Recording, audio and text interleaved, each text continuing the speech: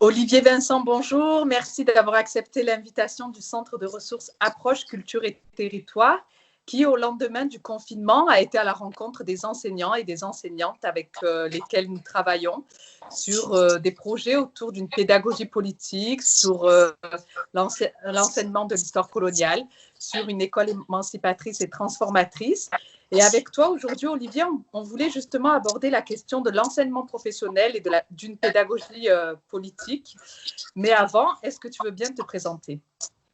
Bonjour Soraya, bonjour à tous. Donc, je suis Olivier Vincent, je suis enseignant de lettres-histoire depuis une quinzaine d'années donc en lycée professionnel à Marseille.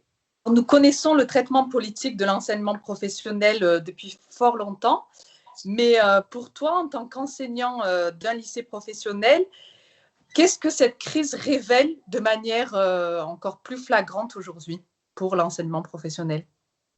Ce qui est certain, ce qui semble certain, c'est que tu vois, il y a une invisibilisation très claire de ces publics, ne serait-ce que si je prends l'exemple des journaux télévisés. Si je regarde 20 heures de France 2, par exemple, les familles qu'on nous montre, ce sont toujours des familles dont les enfants ont des chambres pour travailler, ce sont toujours des familles qui ont plusieurs objets connectés, donc qui ont accès au numérique, qui ont des connexions Internet, qui ont des outils numériques, et tu as l'impression, comme ça, dans ces familles, que voilà, la continuité pédagogique, en fait, on va continuer à dérouler les programmes et tout va bien se passer. Or, la réalité de nos publics scolaires en lycée professionnel, ce n'est pas celle-là. Et ça, tu ne le verras jamais. Tu ne le verras jamais, très rarement, en tout cas, au JT. Nous, on a des problématiques. Je veux dire, les lycéens professionnels, c'est quand même un tiers des lycéens dans ce pays. C'est 700 000 élèves, les lycéens professionnels, et c'est à peu près 62 000 enseignants. C'est quand même une partie pas non négligeable des lycéens dans ce pays-là. Je prends notre exemple. Pour ce tiers-là, donc pour ces élèves-là, quand tu vas sur la plateforme du CNED, donc Ma classe à la maison, il n'y a pas d'onglet lycée professionnel. Il n'y en a pas. Il n'y a pas de ressources en ligne. Dans la communication ministérielle, franchement, on a attendu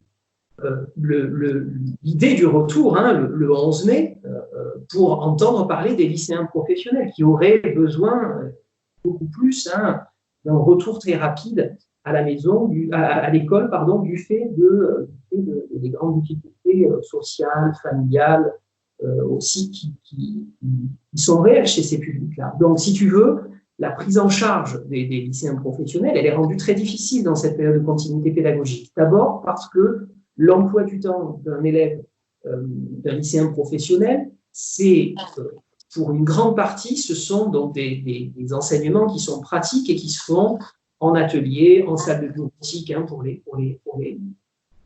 pour les séries tertiaires. Donc, c'est un enseignement professionnel qui est extrêmement difficile à mener à distance, peut-être encore plus que les enseignements généraux. Du fait même, voilà, dans un atelier mécanique, tu as évidemment tout du matériel technique à disposition et c'est très compliqué de continuer à le faire à la maison. Donc, si tu veux, il y a, pour les lycéens professionnels, vraiment la continuité pédagogique, elle prend toutes les apparences d'une discontinuité pédagogique.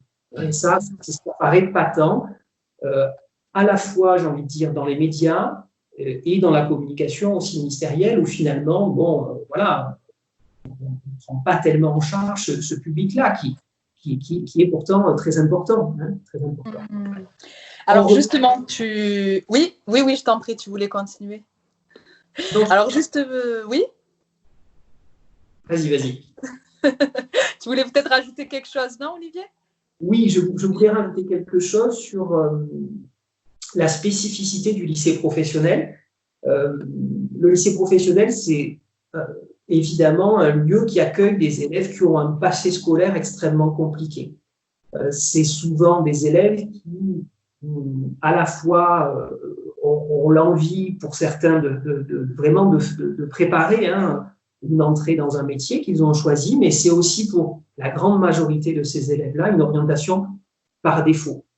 Et donc, le lycée professionnel, c'est à la fois l'école de la deuxième chance, où on va récupérer, si tu veux, des minots qui ont pas mal souffert en collège, et c'est aussi le lycée des métiers qui prépare à des métiers qui sont valorisés, donc y compris les métiers d'art, par exemple, etc. Donc, si tu veux, c'est c'est la tension entre ces deux pôles, hein, à la fois, c'est ça, c'est le public de lycée professionnel, c'est un public qui est extrêmement hétérogène, mais c'est aussi et très souvent un lieu de relégation scolaire. Hein. Le lycée professionnel, au moment de l'orientation, on sait ce qui se joue et on sait que voilà, le public qu'on accueille, il est extrêmement fragile, scolairement, mais aussi socialement.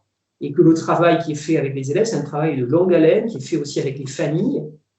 Et tout ce travail de socialisation finalement qu'on fait en lycée professionnel, notamment en investissant ce champ de la relation pédagogique, de fait, ça s'est arrêté, ça. Hein, ça s'est arrêté de façon en face à face, si tu veux. Hein, on a essayé à travers les objets connectés, à travers les appels téléphoniques, à travers les mails, etc., de garder ce lien-là.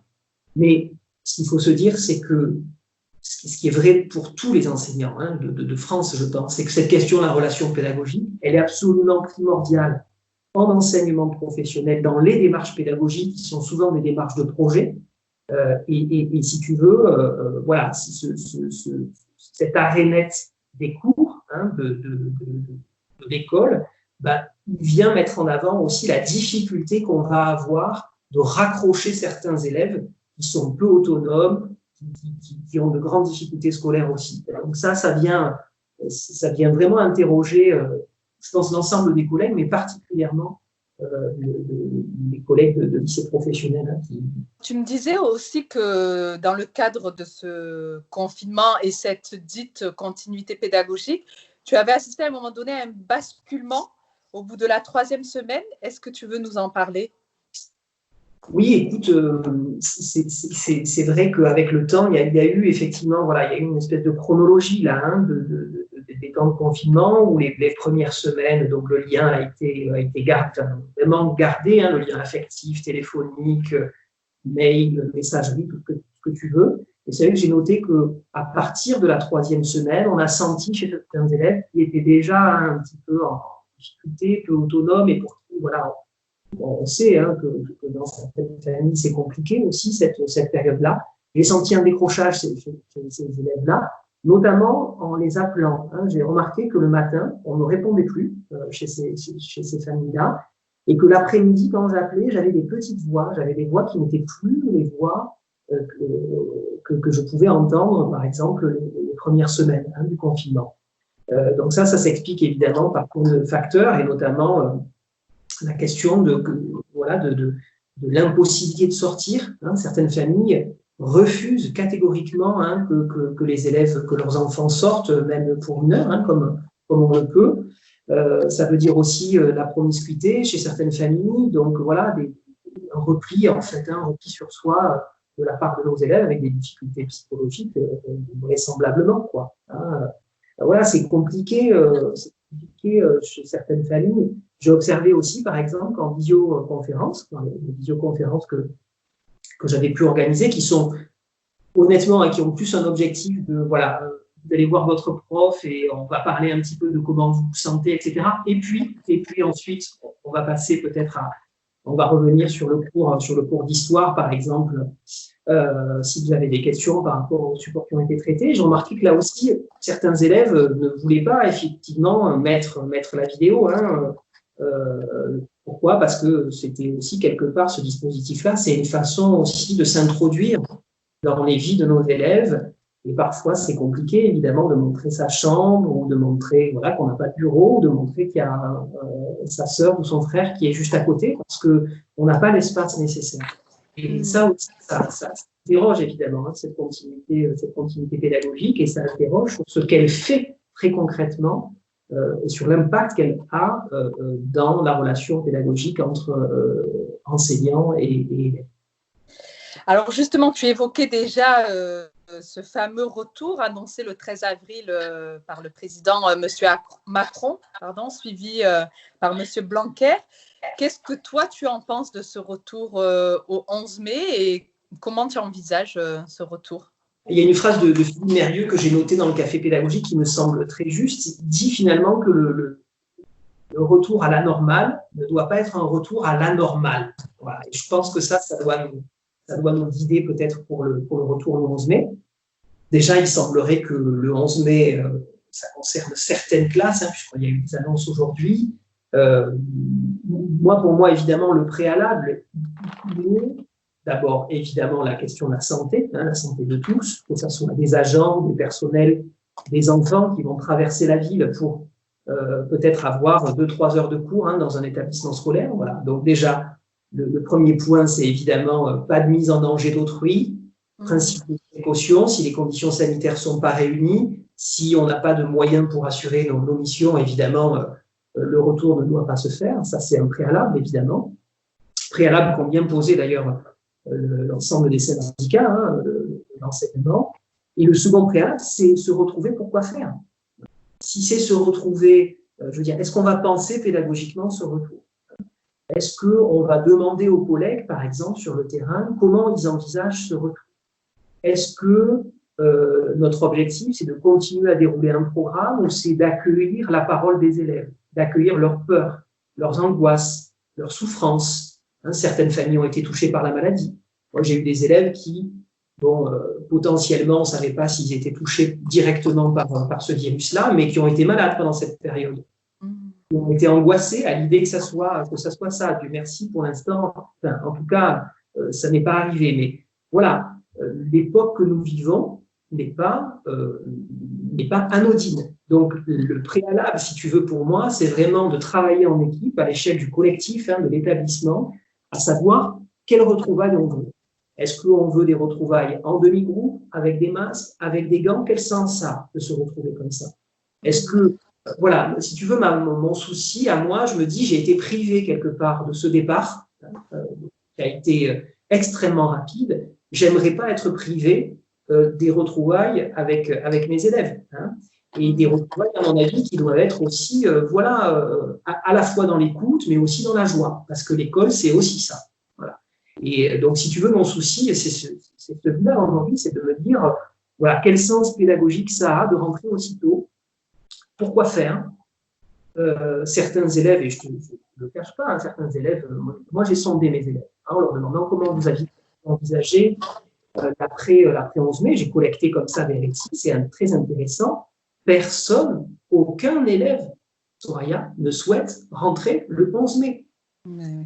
Et les motifs sont les suivants. La peur, retour prématuré, on ne va pas prendre de risques inutiles pour quelques semaines de cours, mes parents ne veulent pas. Et certains le disent même, quel sens ça a de se retrouver finalement avec des masques. Et voilà, il faut savoir qu'en lycée professionnel, et en lycée notamment, les élèves, ils traversent la ville. Bon, en lycée professionnel, dans mon établissement, la majeure partie des élèves, l'établissement est dans le 8e arrondissement, mais on recrute essentiellement le quartier nord et en pourtour de la ville, sur les communes limitrophes, parce qu'on est le grand lycée des métiers d'automobile, dans l'académie. Donc voilà quel sens ça a de faire traverser la ville pour quelques heures de cours, et si c'est pour se retrouver dans ces conditions-là, avec, encore une fois, du stress, de l'anxiété. C'est pas une période facile pour nos élèves. Il ne faut pas croire que c'est plus facile pour les lycéens. Oui. Les lycéens aussi ont partagé dans des écrits, dans des textes aussi, puisque l'idée c'était dans les pratiques aussi de les faire écrire un petit peu sur leur quotidien, sur ce qu'ils vivent. C'est compliqué, ce qu'ils vivent. Et l'extraordinaire, paradoxalement, ce qui est intéressant aussi de voir, c'est que l'extraordinaire de la situation renvoie ces élèves-là à l'ordinaire de leur quotidien et à l'ordinaire parfois difficile de leur quotidien. Et ça, c'est juste pour les élèves, mais c'est vrai aussi pour les collègues, pour les collègues qui ont pris conscience à l'occasion de cette crise aussi, de la difficulté aussi du quotidien de certains élèves. Donc ça, c'est quelque chose, à mon avis, extrêmement intéressant. Et à mon avis, voilà, ça, c'est quelque chose sur lequel on pourrait travailler aussi au retour dans les établissements, en tout cas en équipe, sur cette prise en charge de la grande pauvreté scolaire, par exemple, avec des associations, travailler à l'échelle du quartier, voilà, essayer finalement d'analyser la situation. Ma plus grande crainte pour la reprise, c'est que finalement, tout le monde ait la tête dans le guidon et que finalement, voilà, on continue comme avant, c'est-à-dire à ne pas prendre le temps, à ne pas discuter, à ne pas se poser, à ne pas partager, à ne pas analyser l'époque que nous vivons, qui est encore une fois une époque sans doute voilà, qui est historique, je veux dire, voilà, ce temps de confinement, c'est un moment absolument historique, et on doit aussi interroger tout ça et accueillir les paroles à la fois des élèves, mais aussi des enseignants, évidemment. Ça, c'est absolument fondamental de réfléchir dès maintenant à quel retour nous voulons, finalement. Alors justement, tu évoquais déjà les urgences sociales auxquelles tu as fait face pendant cette période. Et je voudrais avec toi citer un extrait de la tribune écrite par les collègues du lycée l'Estac à Marseille, qui s'intitule « Déconfinement dans les quartiers populaires, une mesure pas si sociale », qui a été publiée au journal Libération le 20 avril. Et donc cet extrait, c'est celui-ci. Mais en dépit des beaux discours qu'ont reçus ces élèves pauvres, en particulier dans les lycées professionnels, laissés à eux-mêmes et qui sont en grand danger social et scolaire, ils n'ont reçu aucune aide sociale supplémentaire. Aucune cellule de crise d'urgence sociale n'a été créée. À Marseille, les réseaux solidaires se sont retrouvés seuls face au désarroi des populations. Alors, je sais, Olivier, que tu as été avec des étudiants à l'initiative d'un réseau solidaire qui s'est mis en place au regard des urgences sociales que tu avais pu observer. Est-ce que tu peux nous en dire quelques mots? Oui, écoute, en fait, c'est très juste ce qui est dit dans la tribune, évidemment. C'est assez incroyable, d'ailleurs, de voir l'élan de solidarité qu'il y a eu à Marseille, particulièrement la situation marseillaise. Elle est vraiment catastrophique actuellement. On a vraiment l'impression de l'abandon des pouvoirs publics, que ce soit d'ailleurs des services de la préfecture, municipalité, métropole, département. Voilà, il n'y a pas de veille sociale aujourd'hui. Et le deuxième point, c'est sur cette question finalement des quartiers prioritaires en fait, et sur à quel point la solidarité nationale aujourd'hui aussi, elle doit se faire en direction des quartiers qui n'ont de prioritaire finalement que le nom, très souvent, et les priorités, cette question de la priorité, elle n'est jamais indexée finalement sur l'ampleur objective des difficultés que vivent ces quartiers-là. Et pour moi, aujourd'hui, même s'il y a quelques dispositifs qui existent comme les cités éducatives, c'est vraiment une question prioritaire. La solidarité nationale doit absolument être indexée sur l'ampleur des difficultés que connaissent ces quartiers. Il n'y a pas de veille sociale. Aujourd'hui, qui c'est qui apporte de l'aide? Ce sont finalement les partenaires associatifs, les militants, voilà, les bénévoles qui sont sur le terrain, qui connaissent les gens, qui connaissent les besoins des familles. Il n'y a même pas eu d'effort de coordination sur le terrain des forces qui sont déjà présentes. Et ce que dit la tribune, c'est particulièrement juste. Nous, on a eu énormément de familles qui se sont retrouvées dans la difficulté dans mon lycée. On a essayé d'utiliser les fonds sociaux. Je sais que beaucoup d'établissements l'ont fait. Je sais qu'il y a 27 cagnottes solidaires quand même, 27 cagnottes à Marseille, justement pour essayer d'aider les familles qui sont en grande difficulté. On a essayé de redéployer des tablettes, par exemple, même si parfois c'est compliqué de le faire, on le fait. Et c'est vrai que moi j'ai été interpellé la semaine dernière, en fait mardi dernier, par un étudiant de Saint-Jérôme qui était en grande difficulté, qui n'avait plus de quoi se nourrir depuis 2 jours. Bon, évidemment, on se débrouille pour qu'il ait à manger. Puis en discutant avec lui, je me demande si de nombreux étudiants, si d'autres étudiants sont dans sa situation. Il me dit que oui. 2-3 coups de fil, 2-3 mails. Et on a été en capacité d'organiser, effectivement, donc, dans les quartiers nord de la ville, sur le site de Saint-Jérôme, donc une distribution de colis alimentaires grâce notamment à la plateforme solidaire et du McDo réquisitionné de Saint-Barthélemy. Donc, une distribution en fait alimentaire pour ces étudiants-là. Écoute, en un après-midi, j'ai centralisé 127 demandes de colis alimentaires de la part des étudiants. J'ai essayé de me mettre en contact avec la personne qui s'occupe du CROUS sur le site Saint-Jérôme, qui me disait qu'en fait, l'ampleur de la demande était tout à fait normale, entre guillemets, mais que pendant les vacances scolaires, les distributions alimentaires, en fait, s'arrêtaient. Donc, si tu veux, un peu voilà, on a essayé finalement de pallier à ce manquement-là. Hein. C'est bien connu, pendant les vacances scolaires, tout s'arrête, sauf que les gens et les étudiants, qui sont extrêmement nombreux encore, hein, puisqu'il y a à peu près 25% des étudiants qui sont présents sur le campus, essentiellement des étudiants étrangers qui n'ont pas pu retourner dans leur famille, essentiellement des étudiants étrangers aussi qui vivent de petits boulots et donc de petits boulots précaires qui se sont arrêtés avec l'épidémie donc du Covid-19. Et du coup, ça pose crûment la question sociale aussi de ces étudiants. Qu'est-ce qu'on en fait? Quelle prise en charge? Souvent, voilà, les étudiants étrangers, c'est une population invisible, hein, encore une fois, qui fait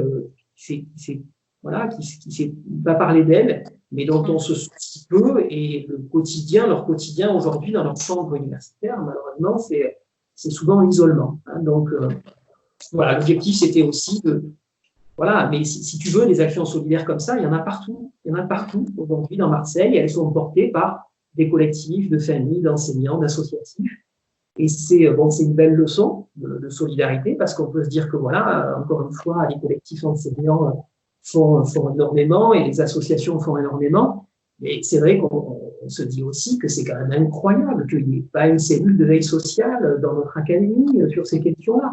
Hein, qu'il ait fallu attendre, par exemple, 3 semaines pour qu'on reçoive sur nos messageries académiques un mail rappelant, par exemple, les risques psychosociaux au travail devant les écrans. Tu vois, on a l'impression que tout ça, c'est très long à se mettre en place. Voilà, sauf que c'est long, mais il y a des urgences qui sont évidemment là, des urgences sociales, des urgences aussi psychologiques pour les familles, y compris pour les enseignants aussi, hein, pour qui c'est une période difficile. Alors, si tu avais des messages à faire passer au lendemain de cette crise, s'il nous fallait nous projeter dans quelques mois ou dans quelques années vers une transformation réelle de l'école, qu'est-ce qu'aujourd'hui tu auras envie de porter?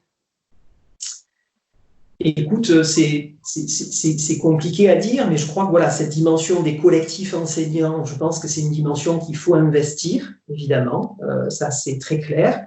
Je crois aussi que la question des mots et de la critique des mots qu'on nous assène à longueur de journée, continuité pédagogique, par exemple, hein, voilà, tu vois, tous ces concepts finalement du new management public qui dépossèdent, hein, vraiment qui dépossèdent les enseignants de leur métier. Je crois qu'il faut réinvestir ce champ-là. La bataille des mots, elle est extrêmement importante, évidemment, pour les enseignants, de mettre des mots aussi sur leurs pratiques, sur leurs activités, d'avoir du temps, d'avoir des espaces de coopération entre les collègues. Et je crois évidemment en l'efficacité des collectifs enseignants pour réinventer sans doute quelque chose.